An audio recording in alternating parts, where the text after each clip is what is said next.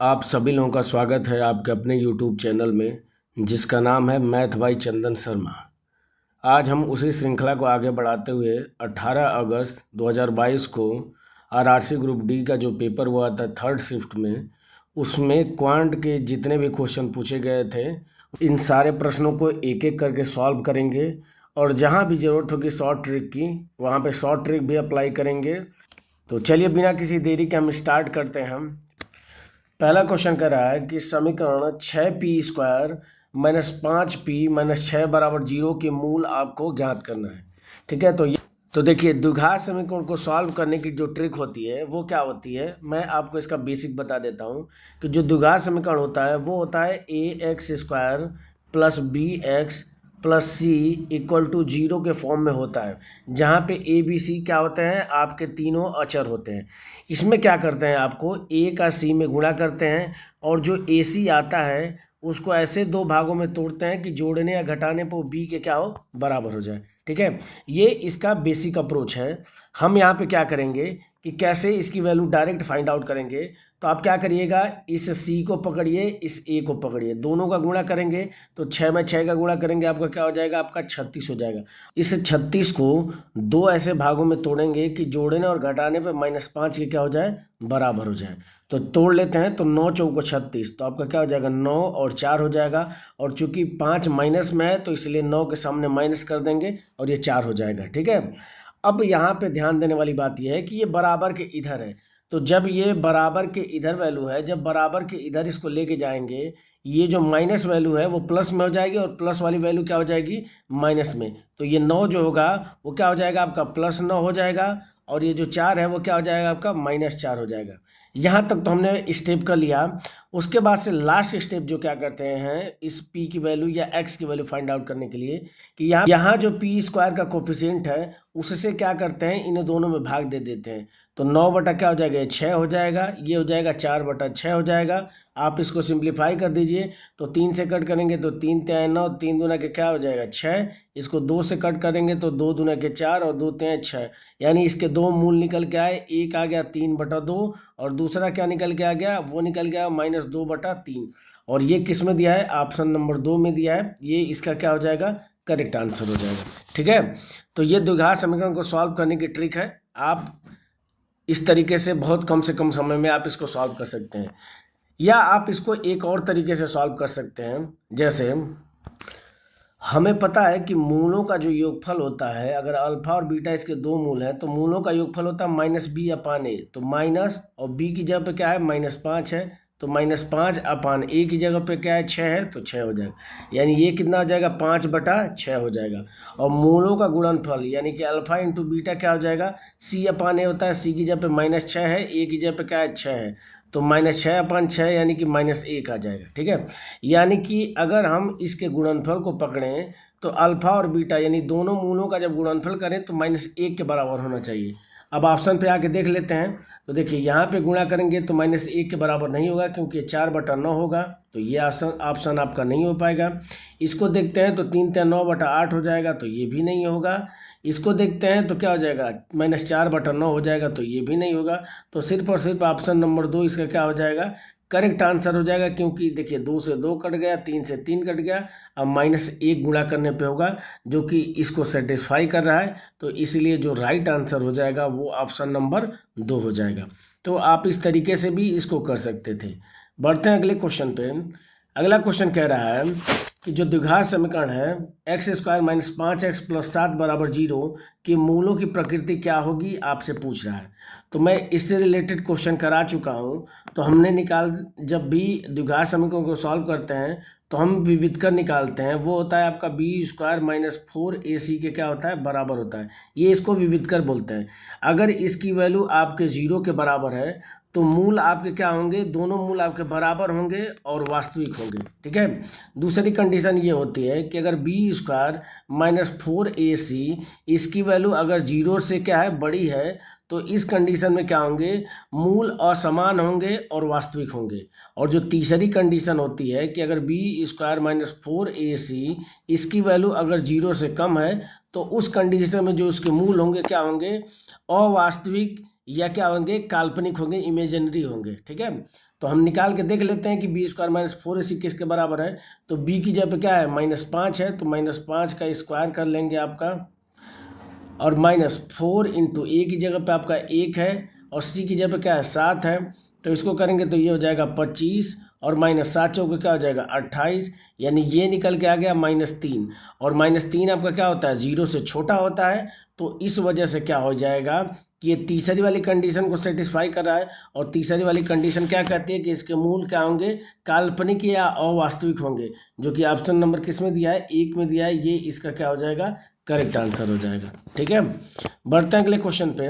अगला क्वेश्चन कह रहा है कि यदि डी स्क्वायर प्लस 1/d², इसकी वैल्यू आपको 18 के बराबर दिया है, और आपको कंडीशन दिया है कि डी जो है वो 1/d से क्या है, बड़ा है, तो आपसे पूछ रहा है कि डी क्यू माइनस 1/d³ का मान क्या होगा, ये आपसे पूछ रहा है। ठीक है, तो माइनस का पूछ रहा है ना, तो हमें पता है कि माइनस करने के लिए इसे d² प्लस 1/d², दोनों साइड में अगर 2 घटा देंगे तो इधर भी 18 में से 2 घटाएंगे तो क्या आ जाएगा, आपका 16 हो जाएगा। अब ये अगर इसको ध्यानपूर्वक देखेंगे तो ये है आपका d माइनस 1/d का क्या है, ये होल स्क्वायर है, तो ये किसके बराबर हो जाएगा, इसे 16 को लिख सकते हैं 4 का स्क्वायर, दोनों साइड का स्क्वायर रूट ले लेंगे, तो ये आपका हो जाएगा d माइनस 1/d किसके बराबर हो जाएगा, आपका 4 के बराबर हो जाएगा। अब आपसे पूछ रहा है d³ माइनस 1/d³ की वैल्यू, तो दोनों साइड का क्या करेंगे, हम क्यूब कर देंगे, तो ये हो जाएगा आपका d³ minus a³ minus b³ 1/d³ minus 3ab 3 into D into 1/d bracket में a माइनस बी यानी कि d माइनस 1/d, इसकी वैल्यू किसके बराबर हो जाएगी, तो 4 का क्यूब करेंगे तो कितना हो जाएगा 64। और आपसे पूछ रहा है d³ माइनस 1/d³ की वैल्यू पूछ रहा है, तो इसको छोड़ के बाकी वैल्यू को क्या करेंगे, बराबर के दूसरी तरफ कर लेंगे। तो बराबर के दूसरी तरफ आपका 64 पहले से है, -3 ये आपका d से d कट जाएगा, बचेगा -3 इधर आएगा तो +3, और बचेगा d माइनस 1/d, और d माइनस 1/d की वैल्यू क्या है, आपका क्वेश्चन में दिया है तो 4 आया है, तो 3 गुणे कितना हो जाएगा 4, दोनों को जोड़ दीजिए तो कितना हो जाएगा 64, और +4 3 या 12, 64 में 12 जोड़ेंगे तो कितना आंसर हो जाएगा 76, इसका करेक्ट आंसर हो जाएगा, जो कि ऑप्शन नंबर किस में दिया है, 3 में दिया है, ये इसका करेक्ट आंसर हो जाएगा। ठीक है, बढ़ते हैं अगले क्वेश्चन पे। अगला क्वेश्चन कह रहा है कि निम्नलिखित बार ग्राफ को दिए गए वर्षों के दौरान ए और बी की जनसंख्या लाख में आपको दर्शाया गया है, ये आपके ए और बी हैं। आपसे क्वेश्चन पूछ कर रहा है कि दिए गए सभी वर्षों के लिए राज्य बी की जो औसत जनसंख्या लगभग कितनी है, ये आपसे पूछ रहा है कि बी की औसत जनसंख्या।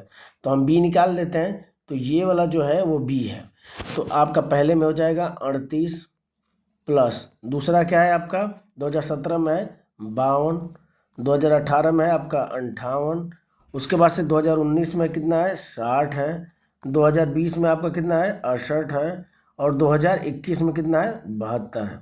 इन सबको जोड़ के डिवाइडेड बाई क्या करेंगे, औसत निकालना है आपको, तो कितने पद हैं 1 2 3 4 5 6 है, तो 6 से क्या करेंगे हम लोग भाग दे देंगे, तो दे देते हैं, तो इनको जोड़िए तो ये हो जाएगा 8 2 10 18 2 20, और 8 कितना हो जाएगा 28, 2 9 हो जाएगा, 9 6 15, 15 6 21, 21 और 5 26, 5 31, और 3 कितना हो जाएगा आपका 34। इसको 6 से भाग दे दीजिए, तो 6 पंजा क्या होता है 30 हो जाएगा आपका, 4 48, 6 8 बार, तो ये क्या हो जाएगा, इसका औसत निकल के आ जाएगा 58, और सारी वैल्यू लाख में है, तो 58 लाख इसका क्या हो जाएगा, करेक्ट आंसर हो जाएगा, जो कि ऑप्शन नंबर 4 में दिया है 58 लाख। बढ़ते हैं अगले क्वेश्चन पे। अगला क्वेश्चन कह रहा है कि 10 सेंटीमीटर व्यास वाले एक बेलन का संपूर्ण पृष्ठीय क्षेत्रफल आपको दिया है 330 वर्ग सेंटीमीटर।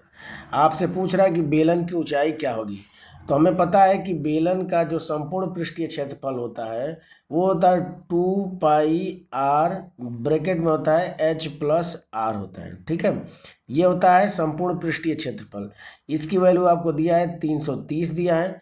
यहाँ से हम क्या करेंगे, h की वैल्यू आपसे पूछ रहा है, h की वैल्यू निकाल देंगे, और क्वेश्चन में r की वैल्यू कितना दिया है, आपको व्यास 10 सेंटीमीटर दिया है, तो त्रिज्या जो होती है वो व्यास की आधी होती है, तो 10 का आधा करेंगे तो कितना हो जाएगा आपका 5 सेंटीमीटर हो जाएगा, और बस आर की जगह पे 5 रख दीजिए। तो ये हो जाएगा 2 गुणे पाई का मान होता है 22/7, रख दीजिए। आर की वैल्यू आपका कितना है 5 है, ये भी रख दीजिए। एच प्लस आर की वैल्यू आपका 5 है और इसको सॉल्व करेंगे और यहाँ से हम क्या निकाल देंगे, आपको एच की वैल्यू फाइंड आउट करेंगे। तो सॉल्व कर लेते हैं हम। तो देखिए 5 दूना के कितना हो जाएगा 10 हो जाएगा, ये आपका एक 0 कट जाएगा। 11 से कट करेंगे तो 11 दूना के 22, 11 तें कितना हो जाएगा 33 हो जाएगा। और यहाँ से इसको क्या करेंगे तो ये हो जाएगा आपका h + 5 को अगर इधर छोड़ देंगे, इसे 7 का इधर गुणा करेंगे 3 में तो 21 हो जाएगा, और इसे 2 का इधर आएगा तो ये क्या हो जाएगा भाग हो जाएगा। इसको भाग देंगे तो कितनी बढ़ जाएगा 10.5 बढ़ जाएगा। यहाँ से h की वैल्यू जब आप घटाएंगे 10.5 में से 5 तो आंसर क्या निकल के आ जाएगा 5.5 निकल के आ जाएगा। और इसी की वैल्यू आपसे क्वेश्चन में पूछ रहा था, जो कि ऑप्शन नंबर 1 में दिया है 5.5 सेंटीमीटर, ये इसका करेक्ट आंसर हो जाएगा। ठीक है, बढ़ते हैं अगले क्वेश्चन पे। क्वेश्चन नंबर 6 कह रहा है कि एक निश्चित बिल पर 32% की एकल छूट देने के बाद विक्रय मूल्य और 20% प्रत्येक की 2 क्रमिक छूट देने के बाद जो विक्रय मूल्य है उनका अंतर आपको 25 रुपया दिया है। तो आपसे पूछ रहा है कि वास्तविक राशि कितनी होगी, ये आपसे पूछ रहा है। तो 2 क्रमिक छूट अगर दिया है तो हमें पता है कि उसके लिए फार्मूला होता है सक्सेसिव डिस्काउंट के लिए कि a + b - ab divided by क्या होता है 100 होता है। तो दोनों वैल्यू आपकी a और b की 20% है तो रख दीजिए। तो 20 + 20 माइनस हो जाएगा 20 × 20 और बटा क्या हो जाएगा आपका 100 हो जाएगा। इसको सॉल्व कर लेते हैं तो 20 और 20 क्या हो जाएगा ये 40 हो जाएगा, और माइनस ये 0 से 0, 0 से 0 कट गया, 2 दूनी के 4, 40 में से 4 घटाएंगे तो कितना हो जाएगा 36% का हो जाएगा, इसको एकल छूट के बराबर हो जाएगा। और आपसे पूछ रहा है कि 32% और 36% की एकल छूट का जो अंतर है वो रुपये में कितना है 25%। तो परसेंटेज में कितना हो जाएगा 32 को 36 में से घटा देंगे, यानी 4% की वैल्यू आपके क्वेश्चन में कितना दिया है 25 रुपये दिया है। आपसे पूछ रहा है कि वास्तविक राशि यानी क्रय मूल्य, और क्रय मूल्य अपने आप में क्या होता है 100% होता है। तो इसे 4% को 100% करने के लिए किससे गुणा करेंगे 25 से गुणा करेंगे। तो इधर भी क्या करना पड़ेगा हमें 25 से गुणा करना पड़ेगा। तो 25 में 25 का गुणा करेंगे तो कितना आ जाएगा 625 रुपये इसका वास्तविक क्या हो जाएगी राशि हो जाएगी, जो कि ऑप्शन नंबर किस में दिया है 2 में दिया है, ये इसका करेक्ट आंसर हो जाएगा। ठीक है, बढ़ते हैं अगले क्वेश्चन पे। अगला क्वेश्चन कह रहा है कि किसी समूह में पुरुष महिलाएं और बच्चे शामिल हैं। तो मान लीजिए मैं मान ले रहा हूँ मेल फीमेल और ये बच्चे हैं, तो इसको चाइल्ड बोल दे रहा हूँ। ठीक है, सी से। इसमें कह रहा है कि 40% पुरुष हैं, तो लिख देते हैं ये आपके 40% पुरुष हैं, 35% आपकी महिलाएं हैं, और जो आपके जो शेष है, शेष मतलब आपका हो जाएगा 40 × 70 और 5 × 75, यानी 100 में से 75 घटाएंगे तो कितना बचेगा 25% का है आपके बच्चे हैं। आगे कह रहा है कि उनका औसत वजन क्रमशः जो मेल है उसका औसत वजन दिया है आपको 70 किलोग्राम दिया है, तो 70 kg हो गया। आगे क्या दिया है कि जो फीमेल है महिलाएं हैं उनका जो औसत दिया है वो दिया है 60 किलोग्राम, और जो बच्चे हैं उनका औसत दिया है 30 किलोग्राम। आपसे पूछ क्या रहा है कि उस समूह का औसत वजन क्या होगा, ये आपसे पूछ रहा है। ठीक है, देखिए ये जो वैल्यू आपकी परसेंटेज में दिया है तीनों का, इसको हम क्या करेंगे इसको रेशियो के फॉर्म में ले लेंगे ताकि हमारी जो कैलकुलेशन हो वो थोड़ी कम हो सके। तो 5 से कट कर देंगे, ये हो जाएगा 8 हो जाएगा, 5 से कट कर रहे हैं तो ये हो जाएगा 7 और ये हो जाएगा 5, यानी जो रेशियो निकल के आ गया वो 8:7:5 हो गया। ठीक है, अब यहाँ पे हम वेटेज एवरेज का फॉर्मूला लगा देंगे। वेटेज एवरेज का जो तरीका है वो मैं बता चुका हूँ कि किस तरीके से वेटेज एवरेज लगता है। ठीक है, तो मैं मान लेता हूँ कि सबका एवरेज क्या है आपको 60 किलोग्राम है। ठीक है, तो 60 किलोग्राम है, तो ये जो है आपका 70 किलोग्राम है मेल का, जो कि 10 किलोग्राम अधिक है, लेकिन कितनों पे अधिक हो रहा है तो 8 लोगों पे। तो 10 किलोग्राम जब 8 लोगों पे अधिक होगा तो कितना हो जाएगा आपका 80 किलोग्राम हो जाएगा। आगे देखिए ये 60 किलोग्राम है, महिलाओं की संख्या 7 है, तो ये तो बिल्कुल सही है क्योंकि हमने 60 किलोग्राम औसत माना ही है, तो ये सही है। आगे देखते हैं तो 30 किलोग्राम बच्चों का औसत है, लेकिन हमने माना 60 है, तो कितना कम है तो 30 किलोग्राम कम है, और कितने पे कम है तो 5 पे कम है, तो टोटल कितना हो जाएगा, तो 30 में 5 का गुणा करेंगे तो 150 किलोग्राम क्या हो जाएगा, कम हो जाएगा। तो देखिए ओवरऑल कितने कमी आ रही है, नेट जो कमी आ रही है वो कितने की आ रही है, तो 150 में से 80 घटा देंगे, यानी कि 70 की कमी आ रही है। कितने की कमी आ रही है आपकी, 70 की कमी आ रही है। तो जो 70 की कमी आ रही है तो हम क्या करेंगे, मेल फीमेल और जो बच्चे हैं उन सारे पे बांटेंगे, तो उनकी संख्या क्या हो जाएगी, तो 8 7 15 और 15 5 कितना हो जाएगा, 20। 20 पे बांट दीजिए, तो इसको सिंप्लीफाई कर दीजिए, तो 0 से 0 कट गया, 7 में 2 से भाग देंगे तो कितनी आ जाएगा, 3.5। यानी जो हमने औसत 60 माना है वो 60 ना होके उससे 3.5 कम होना चाहिए। तो 60 में से जब 3.5 घटाएंगे तो आंसर क्या निकल के आ जाएगा, 56.5 किलोग्राम आ जाएगा। तो यही क्या हो जाएगा, उस समूह का औसत वजन हो जाएगा, जो कि ऑप्शन नंबर किस में दिया है, 1 में दिया है। ये इसका करेक्ट आंसर हो जाएगा। ठीक है, बढ़ते हैं अगले क्वेश्चन पे। अगला क्वेश्चन कह रहा है, क्वेश्चन नंबर 8 कह रहा है कि यदि 40:35 समानुपाते 35:x है तो x का मान क्या होगा, ये आपसे पूछ रहा है। तो कर लेते हैं, तो 40/35 इसकी वैल्यू किसके बराबर है, तो ये है 35/x के बराबर है। यहाँ से x की वैल्यू फाइंड आउट करनी है, तो 5 से कट कर दीजिए, तो 5 × 40, 5 × 35। अब ये कटेगा तो नहीं कटेगा, तो यहाँ से x की वैल्यू क्या निकल के आ जाएगी, तो 35 × 7 और डिवाइडेड बाई क्या हो जाएगा, 8 हो जाएगा। ठीक है, और हम देख रहे हैं अगर चारों ऑप्शन पे अगर आप देखेंगे तो लास्ट में 8 इसमें है और इसमें है, 2 ऑप्शन में। तो ये जो दोनों ऑप्शन है ये तो आपके नहीं होंगे। और देखिए 35 में अगर 7 का गुणा करेंगे तो 49 कभी नहीं आएगा, तो ये पहला वाला ही भी ऑप्शन नहीं होगा। तो करेक्ट आंसर क्या हो जाएगा, ऑप्शन नंबर जो चौथा है वो इसका करेक्ट आंसर हो जाएगा। तो गुणा करेंगे तो कितना आ जाएगा, 245 और बटा क्या हो जाएगा, 8 हो जाएगा। ठीक है, बढ़ते हैं अगले क्वेश्चन पे। अगला क्वेश्चन कह रहा है कि एक दुकानदार किसी वस्तु को 25% लाभ पर बेचता है और बेईमानी से उस बाट का प्रयोग करता है जो वास्तविक बाट से 30% कम है। तो पूछ रहा है कि उसका कुल लाभ प्रतिशत क्या होगा, ये आपसे पूछ रहा है। देखिए उसको देना था, कितना देना था, वो दिखा रहा है कि वो कितना दे रहा है, 1 किलोग्राम। 1 किलोग्राम का मतलब होता है 1000 ग्राम, वो दिखा रहा है कि दे रहा है, लेकिन एक्चुअल में क्या दे रहा है, वो 30% कम बट्टा का यूज करता है तौलने में। तो दे कितना रहा है, तो 1000 का 30% करेंगे तो कितना हो जाएगा आपका, 300 हो जाएगा, और 1000 में से 300 घटा देंगे तो कितना हो जाएगा आपका, 700 ग्राम। तो दे कितना रहा है आपको, 700 ग्राम दे रहा है, लेकिन देना था उसको 1000 ग्राम। उसके बावजूद इतना तो चोरी कर रहा है, लेकिन उसके बावजूद भी क्या कर रहा है, वो 25% का लाभ कमा रहा है। तो 25% का लाभ कमाने का मतलब क्या है कि 1250 में क्या कर रहा है, उसको दे रहा है। तो देखिए उसकी जेब से जा रहा है 700 ग्राम और ले कितने रहा है, 1250 ग्राम का उससे ले रहा है पैसा। तो कितना अधिक ले रहा है, तो इसमें से क्या करेंगे, घटा देंगे। तो 700 1250 में से घटाएंगे तो कितना आ जाएगा, 7 5 12, यानी 550 ग्राम क्या हो रहा है, अधिक ले रहा है वो। और कितने पे ले रहा है, तो 700 पे, और इससे प्रतिशत में पूछ रहा है लाभ उसका, तो बस प्रतिशत में 100 से गुणा कर देंगे। इसको सिंप्लीफाई कर लेंगे तो ये 0 से 0 आपका कैंसिल हो जाएगा। 7 से भाग देंगे तो कितना हो जाएगा, 7 × 8 = 56, 7 बार जाएगा, 7 7 कितना हो जाएगा, 49, और 6 60 हो जाएगा, 7 × 8 = 56, यानी 78 दशमलव समथिंग आएगा, जो कि ऑप्शन नंबर किस में दिया है, 2 में दिया। ये इसका क्या हो जाएगा, करेक्ट आंसर हो जाएगा। 78.57% का क्या होगा, उसको लाभ होगा। बढ़ते हैं अगले क्वेश्चन पे। अगला क्वेश्चन कह रहा है कि दो संख्याओं का योग आपको क्या है, 32 है, और उनमें से एक संख्या जो वो दूसरी से क्या है, 18 अधिक है। तो दोनों संख्याओं में से बड़ी संख्या क्या है वो आपको बताना है। ठीक है, तो मैं मान लेता हूँ कि छोटी संख्या अगर x है तो उन संख्याओं में से बड़ी संख्या क्या है, उससे 18 अधिक है, तो बड़ी संख्या क्या हो जाएगी, x + 18 हो जाएगी।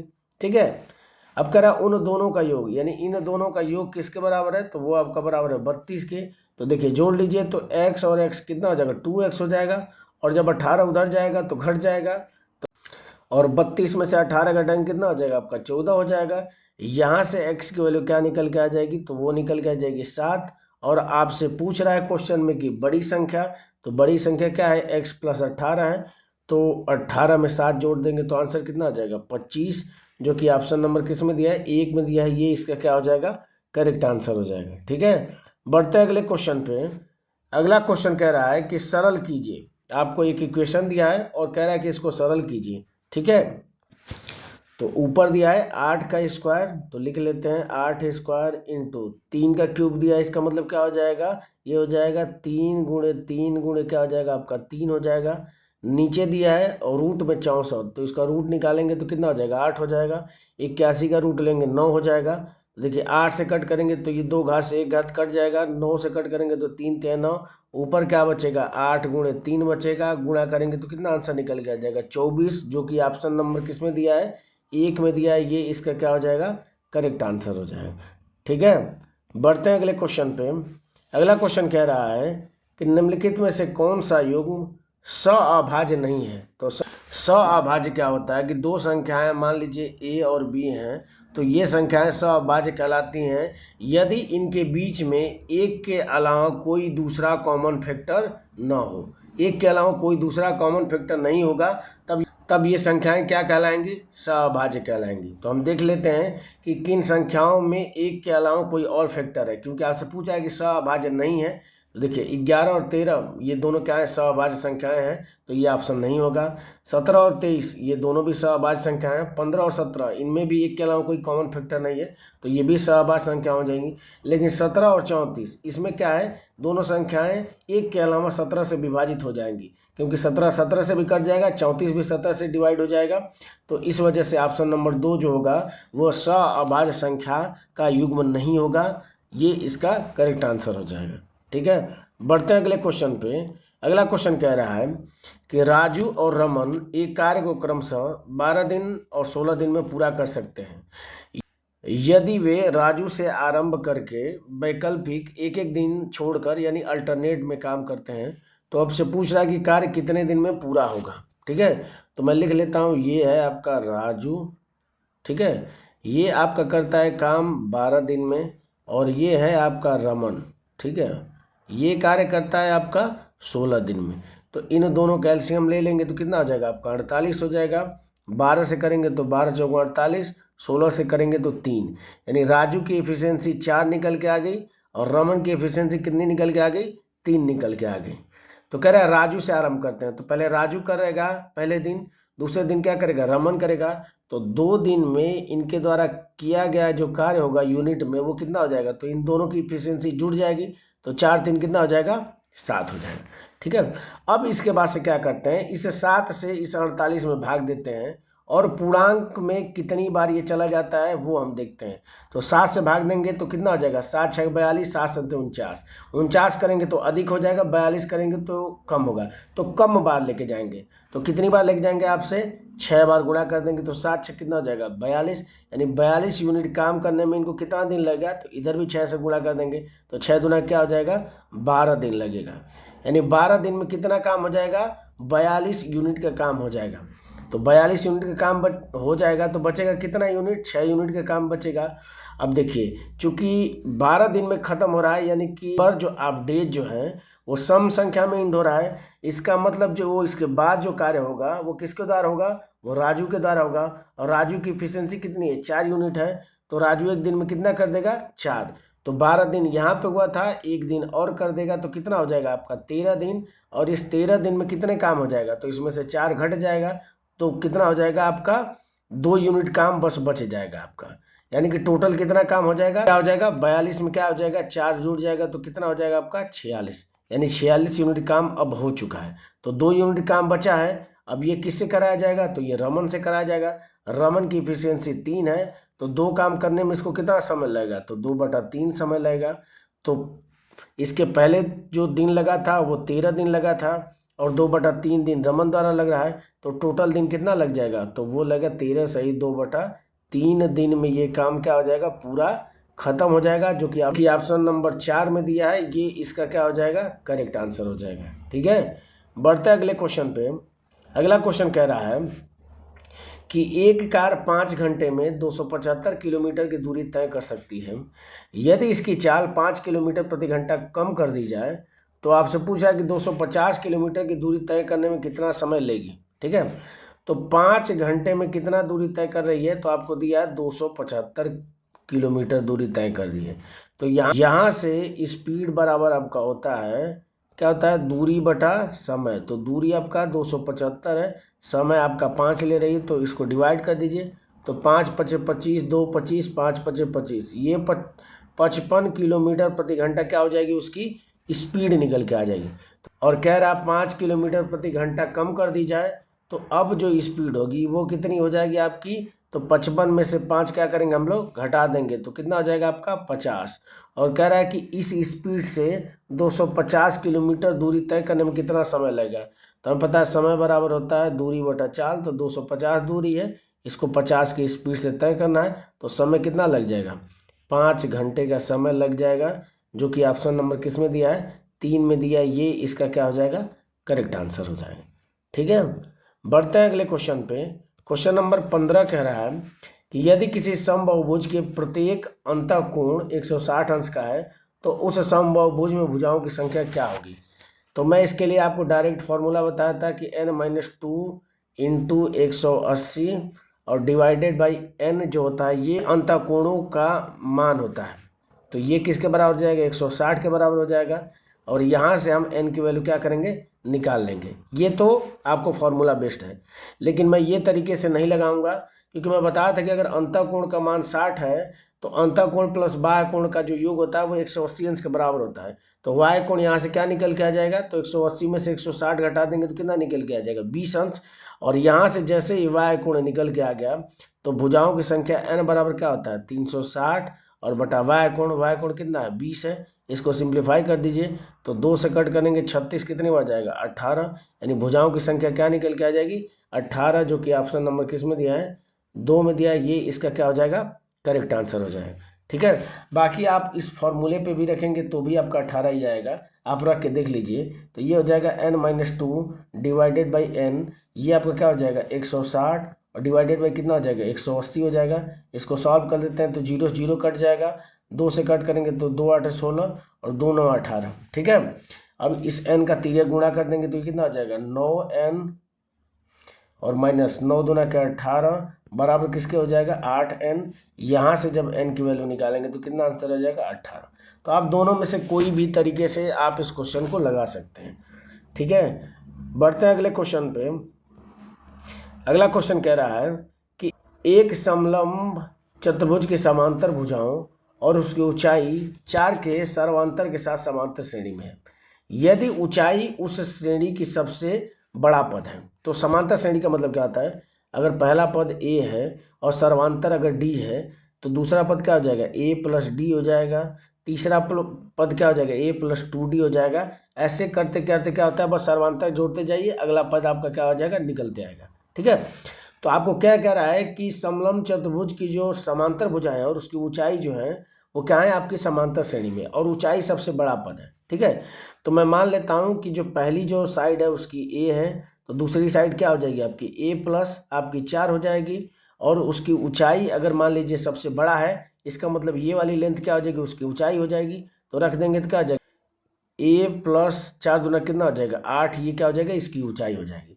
आगे दिया है कि समलंब चतुर्भुज का जो क्षेत्रफल है वो 160 वर्ग इकाई है। तो 160 वर्ग, तो हमें पता है कि समलंब का क्षेत्रफल जो होता है वो होता है 1/2 समांतर भुजाओं का योग। तो समांतर भुजाएं क्या हो जाएंगी, a+a+4 हो जाएगी, इंटू ऊंचाई क्या हो जाएगी आपकी a+8 हो जाएगी। इन दोनों का जो गुणनफल है वो किसके बराबर दिया है, तो 160 इकाई के दिया है। तो यहाँ से सॉल्व कर लेते हैं, तो a की वैल्यू फाइंड आउट कर लेते हैं। तो ये हो जाएगा 1/2 ब्रैकेट में a प्लस a कितना हो जाएगा 2a+4 हो जाएगा, और ये कितना हो जाएगा आपका a+8 हो जाएगा। ठीक है, इसमें से 2 कॉमन ले लेंगे, तो जैसे ही 2 कॉमन लेंगे तो ये क्या हो जाएगा, इसे 2 से 2 कट जाएगा, तो ये बचेगा a+2 और दूसरे में क्या बचेगा a+8 बचेगा।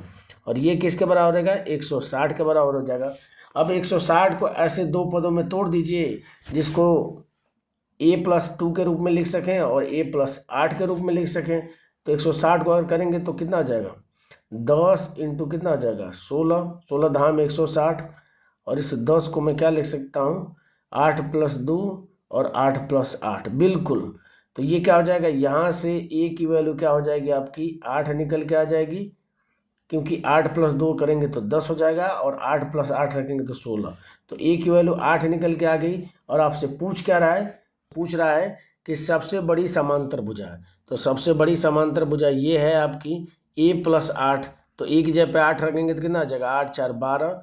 और इसका अनुपात किससे पूछ रहा है कि सबसे छोटी भुजा यानी ए से अनुपात, और ए की वैल्यू 8 है। बस इसको सॉल्व कर दीजिए। तो 4 से कट करेंगे तो 4 × 3 = 12 और 4 दूना के 8 यानी 3:2। इसका क्या हो जाएगा, करेक्ट आंसर हो जाएगा, जो कि ऑप्शन नंबर 3 में दिया है।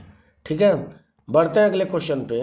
अगला क्वेश्चन दिया है कि सूर्य का उन्नयन कोण 60 अंश से बढ़कर 30 अंश होने पर भूतल पर स्थित किसी मीनार की जो छाया है वो 40 कड़ी में 3 मीटर की वृद्धि हो जाती है। तो मीनार की ऊंचाई क्या होगा, ये आपसे पूछ रहा है।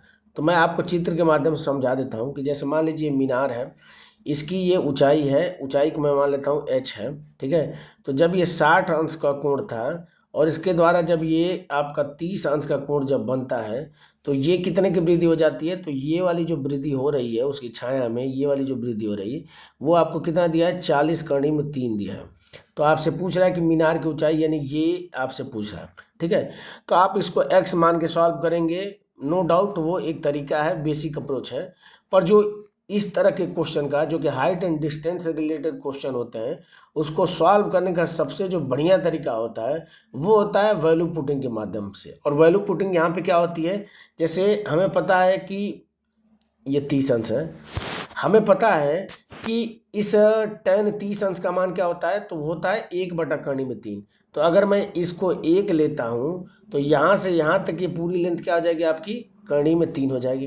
ठीक है, अब देखिए इस वाले त्रिभुज में आइए, तो अगर ये 60 अंश है तो हमें पता है कि tan 60 अंश का मान क्या होता है, कड़ी में 3 बटा क्या होता है, 1 होता है, यानी कड़ी में 3 होता है। तो कड़ी में 3 अगर ये है तो ये कितना हो जाएगा आपका, 1 हो जाएगा। लेकिन इसको मैं क्या माना था, 1 माना था, तो इसको कड़ी में 3 करने के लिए कड़ी में 3 का गुणा करेंगे, और जैसे इसमें कड़ी में 3 का गुणा करेंगे तो इधर भी कड़ी में 3 का गुणा करना पड़ेगा। तो ये क्या हो जाएगा, कड़ी में 3 का गुणा करते ही क्या हो जाएगा, ये 3 हो जाएगा। अब ये लेंथ क्या निकल के आएगी कि यहाँ से यहाँ तक की पूरी लेंथ आपकी 3 निकल के आ गई, और ये वाली ऊंचाई आपकी क्या निकल के आ गई, तो √3 निकल के आ गई, और यहाँ से यहाँ तक की जो लेंथ है वो आपकी 1 निकल के आ गई। ठीक है, तो ये वाली लेंथ हम क्या करेंगे, तो 3 में से 1 घटा देंगे तो 2, और इस 2 यूनिट की वैल्यू किसके बराबर दिया है, तो आपको क्वेश्चन में दिया है 40 कड़ी में 3 के बराबर दिया है। यहाँ से 1 यूनिट की वैल्यू निकालेंगे तो कितना आ जाएगा, 20 कड़ी में 3 हो जाएगा। आपसे ऊंचाई यानी कि कड़ी में 3 का मान पूछ रहा है, तो बस कर दीजिए। तो कड़ी में 3 का मान आपका क्या हो जाएगा, बस इसमें कड़ी में 3 का गुणा कर दीजिए। तो 20 कड़ी में 3 इंटू कड़ी में 3, कड़ी में 3 में कड़ी 3 का गुणा करेंगे 3 हो जाएगा, और 20 तय क्या हो जाएगा आपका 60 मीटर, जो कि ऑप्शन नंबर किस में दिया है, 2 में दिया है। ये इसका करेक्ट आंसर हो जाएगा। ठीक है, बढ़ते हैं अगले क्वेश्चन पे। क्वेश्चन नंबर 18 कह रहा है कि आपको सिंप्लीफिकेशन का क्वेश्चन दिया है कि 6 ब्रैकेट में x³ - 2x² + 3x bracket close minus दूसरे ब्रैकेट में x³ + 2x - 3, इसको सॉल्व करने के बाद से क्या होगा। ठीक है, तो मैं डायरेक्ट सॉल्व करूंगा। तो 6x³ हो जाएगा और -x³ यानी कि 5x³, 5x³ सब में है। 6 दूना के 12x², इसमें x² नहीं है तो -12x²। तो -12x² सिर्फ यहाँ और यहाँ है, तो ये दोनों आंसर क्या होंगे, नहीं होंगे। आगे करते हैं। तो 6 × 3 = 18, और कितना है, इसमें से 2 घट जाएगा तो 16x, तो 16x दिया है। अब देखिए यहाँ पे कोई भी कांस्टेंट पद नहीं है, यहाँ पे सिर्फ और सिर्फ क्या -3 है। इसका जब माइनस में गुणा करेंगे तो क्या हो जाएगा आपका, प्लस हो जाएगा। तो +3 सिर्फ और सिर्फ किस में दिया है, पहले वाले ऑप्शन में दिया है। इसका मतलब ये इसका क्या हो जाएगा, करेक्ट आंसर हो जाएगा। ठीक है, बढ़ते हैं अगले क्वेश्चन पे। अगला क्वेश्चन कर रहा है 19 नंबर क्वेश्चन कर रहा है, ये भी सिंप्लीफिकेशन का क्वेश्चन है। आपको बस क्या करना है, इसको गुणा करके और इसका करेक्ट आंसर बताना है। ठीक है, तो 325 में 5 का गुणा करेंगे तो कितना आ जाएगा, 5 × 15, और 25 में 5 का गुणा करेंगे 125, यानी कि 15 × 1 16, 1600 क्या हो जाएगा आपका, 25 हो जाएगा। ठीक है, प्लस 21 का में 21, 21 × 63 और 2 कितना हो जाएगा आपका, 65 हो जाएगा, माइनस 22 और गुणे कितना हो जाएगा आपका, तो 63 में से 52 घटा देंगे तो 8 × 3 = 11 हो जाएगा।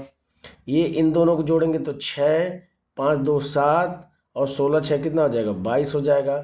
माइनस 22 में 11 गुणा करेंगे तो 2 और 4 और 2 यानी 242 हो जाएगा। घटा दीजिए तो 4 हो जाएगा आपका, 7 में 4 जाएगा 3, लास्ट में 34 किस में आ रहा है, सिर्फ और सिर्फ ऑप्शन नंबर 2 में आ रहा है। ये इसका क्या हो जाएगा, करेक्ट आंसर हो जाएगा। ठीक है, यानी 2034 इसका आंसर हो जाएगा। बढ़ते हैं अगले क्वेश्चन पे।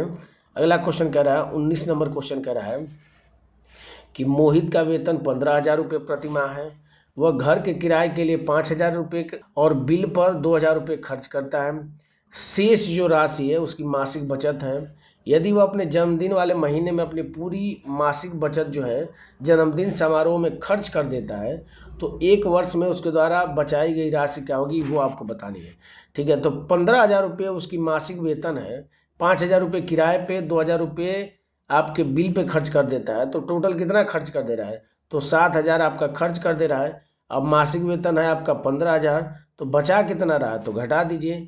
तो 15,000 में से 7,000 घटा देंगे तो कितना हो जाएगा, 8,000, यानी 8,000 रुपये बचा रहा है। ठीक है, अब देखिए 1 महीने की जो सैलरी है उसकी बचत की, वो क्या है कि वो जन्मदिन में खर्च कर दे रहा है, यानी कि अब उसके पास बचत कितने महीने की हो जाएगी, 11 महीने की, और पर महीने वो 8,000 रुपये बचा रहा है, तो 11 महीने में कितना बचा लेगा, तो 11 में 8 का गुणा करेंगे 88,000 क्या करेगा, वो बचा लेगा पूरे साल में। ठीक है, और आपसे यही पूछ रहा था, जो कि ऑप्शन नंबर किस में दिया है, 1 में दिया है, ये इसका क्या हो जाएगा, करेक्ट आंसर हो जाएगा। ठीक है, बढ़ते हैं अगले क्वेश्चन पे। अगला क्वेश्चन कह रहा है कि 6 सेंटीमीटर त्रिज्या वाले एक ठोस गोले में प्रत्येक 0.3 सेंटीमीटर त्रिज्या वाले कितने गोलाकार ठोस कंचे बनाए जा सकते हैं। ठीक है, तो हमें पता है गोले का जो आयतन होता है वो होता है 4/3 पाई आर क्यूब होता है। ठीक है, तो बड़े वाले जो गोले का आयतन हो जाएगा वो कितना हो जाएगा, तो 4/3 into pi into r cube हो जाएगा। आर की वैल्यू है 6 × 6 × 6 हो जाएगी, डिवाइडेड बाई कितनी हो जाएगी, छोटे वाले कंचे की, तो 4/3 into pi into r cube है, आर की वैल्यू है 0.3, क्यूब है तो 0.3 × 0.3 × 0. क्या हो जाएगा, 3 हो जाएगा। अब देखिए ये आपका इससे कट जाएगा, दशमलव एक स्थान पे है इन तीनों पदों में, तो ऊपर क्या करेंगे हम 1000 से क्या करेंगे, गुणा कर देंगे, तो नीचे से क्या हो जाएगा आपका दशमलव हट जाएगा, ये तीनों से क्या हो जाएगा, दशमलव हट जाएगा। अब 3 से कट करेंगे तो 3 दूना के 6, इस 3 से करेंगे 2 हो जाएगा, इस 3 से करेंगे 2 हो जाएगा, तो 2 दूने के 4, दूने के 8, और 8 में 1000 का गुणा करेंगे तो कितना हो जाएगा, 8,000 कंचे बनाए जा सकते हैं, जो कि ऑप्शन नंबर 3 में दिया है, ये इसका करेक्ट आंसर हो जाएगा। बढ़ते हैं अगले क्वेश्चन पे। अगला क्वेश्चन कह रहा है कि 12 से 1/2% साधारण ब्याज की दर से निवेशित एक राशि पर 2 वर्ष बाद प्राप्त मिश्रधन इतना रुपये है।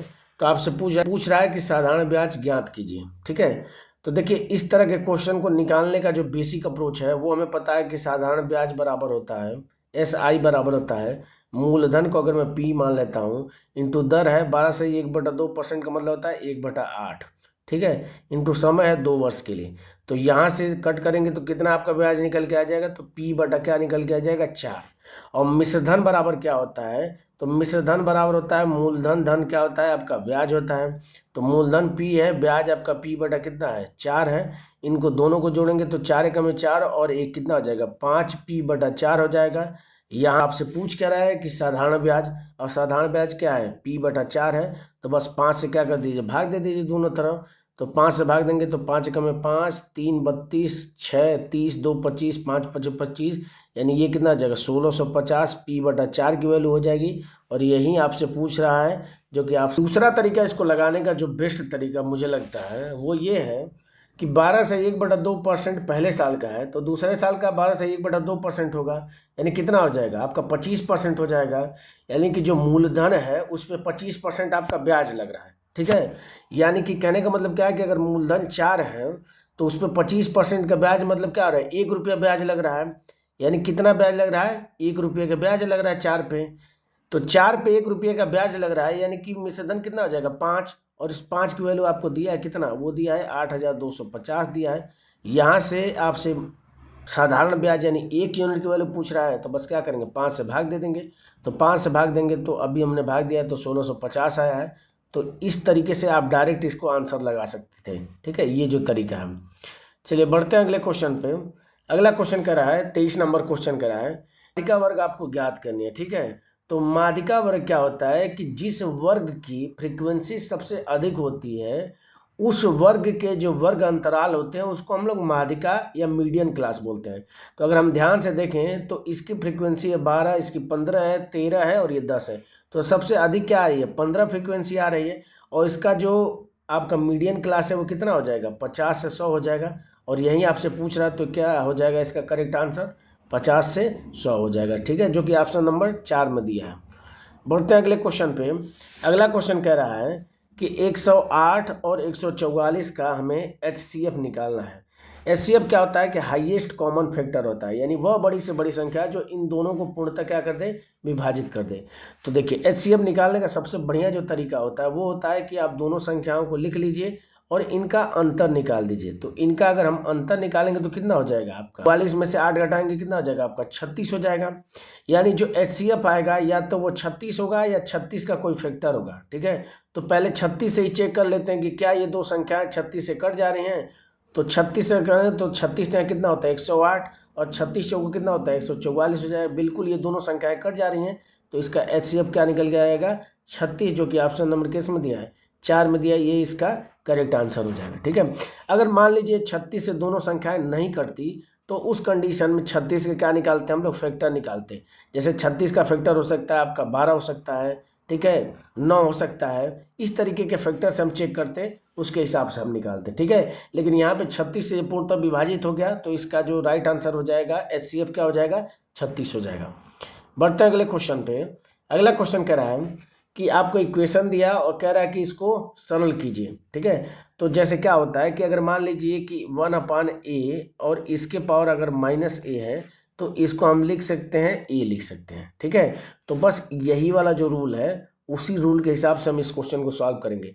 तो यह 1/3 के पावर -3 है तो इसको लिख सकते हैं 3 के घाते 3, प्लस 1/5 के घाते -4 है तो इसको लिख सकते हैं 5 के घाते 4, प्लस 1/15 के घाते क्या है -2 है तो इसको लिख सकते हैं 15 के घाते 2। और बस इसको सॉल्व कर दीजिए। तो 3 का क्यूब करेंगे तो कितना हो जाएगा 27, 5 पे घाते 4 का मतलब होता है 5 25 25 और 25 में 25 से गुणा करेंगे 625 हो जाएगा। और 15 का स्क्वायर होता है 225, जोड़ दीजिए तो 6 2 8 850 हो जाएगा। और 850 में 27 जोड़ेंगे तो कितना आ जाएगा 877 हो जाएगा, जो कि ऑप्शन नंबर किस में दिया है, 2 में दिया है। ये इसका क्या हो जाएगा, करेक्ट आंसर हो जाएगा। ठीक है, बढ़ते हैं अगले क्वेश्चन पे। अगला क्वेश्चन कह रहा है कि निम्नलिखित बार ग्राफ आपको दिया गया है, इसमें 3 शाखाएं हैं x y z, इनके द्वारा जो दुग्ध उत्पादन है वो 1000 टन में क्या है, ये आंकड़ों में दर्शाया गया है आपको। ठीक है, आपसे क्वेश्चन में पूछ कह रहा है कि दिए गए 4 वर्षों के लिए डेयरी उत्पादन कंपनी की किन शाखाओं का जो औसत उत्पादन है वो न्यूनतम है। तो हम क्या करेंगे, तीनों कंपनियों के जो औसत उत्पादन के निकालने के लिए क्या करेंगे, तीनों कंपनियों का जो ईयर वाइज है उसको हम जोड़ लेते हैं। तो x का निकाल देते हैं। तो x का कितना हो जाएगा आपका, तो 50 प्लस कितना हो जाएगा 45 और प्लस 55 और प्लस कितना हो जाएगा आपका 50 हो जाएगा। इसको जोड़ेंगे तो कितना हो जाएगा, ये 5 इधर हो जाएगा तो कितना हो जाएगा 50 50 50, यानी 4 मन में कितना हो जाएगा, ये 200 हो जाएगा। y का हम निकाल देते हैं। तो y का कितना हो जाएगा आपका 35 और 35 प्लस कितना हो जाएगा, ये 45 प्लस कितना हो जाएगा 45 और प्लस 55 हो जाएगा आपका। तो ये हो जाएगा 45 और 45 और 35 कितना हो जाएगा 80 और 80 और 4 120, 5 25 और 5 30 और 50 180 हो जाएगा ये। ठीक है, और ये जेड का निकाल देते हैं। तो जेड का कितना हो जाएगा आपका 45 प्लस कितना हो जाएगा 40 प्लस 40 और प्लस 60 हो जाएगा। तो 100 हो जाएगा और ये 40 40 80 और 185 हो जाएगा। तो सबसे कम किसका आ रहा है उत्पादन, 180, जो कि y का आ रहा है। तो एवरेज में प्रत्येक में 4 से देखेंगे तो हम सीधे योग से कंपेयर कर लेते हैं। तो जिसका योग कम आएगा उसका औसत भी कम आएगा। तो क्या हो जाएगा, इसका करेक्ट आंसर शाखा y हो जाएगी, जो कि ऑप्शन नंबर 3 में दिया है। ये इसका करेक्ट आंसर हो जाएगा। ठीक है, अगला क्वेश्चन कह रहा है कि एक पिता उसकी पुत्री की जो वर्तमान आयु का योग है वो कितना है, 80 वर्ष है। 8 वर्ष पहले पिता की आयु उसकी पुत्री की आयु की क्या थी, 7 गुनी थी। अगर फादर ये F मान लेता हूँ, डॉटर D मान लेता हूँ, तो 8 वर्ष पहले उनकी आय का जो अनुपात था वो क्या था, 7:1 था। ठीक है, अब उनकी जो वर्तमान आयु है, ये मैं मान लेता हूँ उनकी वर्तमान आयु है, ये आपकी 8 वर्ष पहले की आयु है। तो वर्तमान आयु का योग आपको दिया है, कितना है आपका 80 दिया, ठीक है। तो 8 वर्ष पहले इनकी आयु, तो इस डॉटर में से भी 8 कम होगा और उसके पिताजी में से भी 8 कम होगा। यानी कि अगर मैं इस 80 में से अगर 16 घटा दूं तो ये 8 वर्ष पहले इनकी आयु का योग निकल के आ जाएगा। तो 80 में से 16 अगर मैं घटाऊंगा तो कितना हो जाएगा आपका 64 हो जाएगा। तो ये क्या हो जाएगा, 8 वर्ष पहले इनकी आयु का योग हो जाएगा, उसके पिता और पुत्री का आयु की योग कितना हो जाएगा 64 के बराबर हो जाएगा। तो यहाँ से अगर मैं देखूँ तो 7 1 8, 8 यूनिट की वैल्यू कितनी हो जाएगी 64। तो 1 यूनिट की वैल्यू कितनी निकल के आ जाएगी आपकी 8 निकल के आ जाएगी, ठीक है। तो यहाँ पे उसकी उम्र क्या हो जाएगी 8 हो जाएगी, 8 वर्ष, जो कि 8 वर्ष पहले है। तो अभी वर्तमान उम्र क्या हो जाएगी उसकी 16 हो जाएगी उस लड़की की उम्र, ठीक है। आपसे क्वेश्चन में कह रहा है कि अब से 8 वर्ष बाद, यानी जो वर्तमान 16 वर्ष है उससे 8 वर्ष बाद, तो 8 वर्ष बाद तो 16 में 8 जोड़ेंगे तो कितना आ जाएगा आपका 24 हो जाएगा। और यही पूछ रहा है कि पुत्री की आयु कितनी होगी, तो क्या हो जाएगा आपका 8 वर्ष बाद पुत्री की आयु 24 होगी, जो कि ऑप्शन नंबर 1 में दिया है। ये इसका क्या हो जाएगा करेक्ट आंसर हो जाएगा, ठीक है। तो इस तरीके से हमने 18 अगस्त 2022 को जो थर्ड शिफ्ट में पेपर हुआ था ग्रुप डी का, उसके क्वांट के सारे महत्वपूर्ण क्वेश्चन को हमने एक एक करके सॉल्व कर लिया। मुझे उम्मीद है कि ये वीडियो आपको इन्फॉर्मेटिव लगा होगा, आपको पसंद आई होगी। अगर वीडियो पसंद आए तो आप लाइक ज़रूर करें, इससे मेरा मनोबल बढ़ता है और इस तरीके से मुझे एक मोटिवेशन मिलता है कि मैं इस तरीके से डेली की डेली आपको एक वीडियो अपलोड करूं, ताकि आने वाले जो भी आरआरबी ग्रुप डी या एनटीपीसी का पेपर होने वाला है उसमें आपको क्या मिल सके, मदद मिल सके। वीडियो में अंत तक बने रहने के लिए आपका बहुत बहुत धन्यवाद। मिलते हैं आपसे अगले पेपर में अगली वीडियो के साथ, तब तक के लिए जय हिंद और बाय।